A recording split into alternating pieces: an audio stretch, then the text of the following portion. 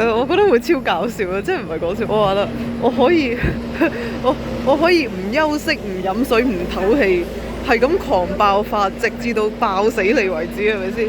你一係可以揀自己暈低嘅，係咪？我俾你揀，我可以俾你揀，你自己暈低又得，係咪？即係你唔使我 KO 你，係咪？唔使我 submit 你，你自己暈低啦，係咪先？你自己揀你自己暈低啦，咁咪冇咁痛苦咯，係咪？我真係喎，我可以狂出招爆到你死為止喎，知唔知啊？我可以幾個鐘頭，我可以成日唔飲水、唔食嘢、茶飯不思、唔瞓覺，直至到爆死你為止，係咪先？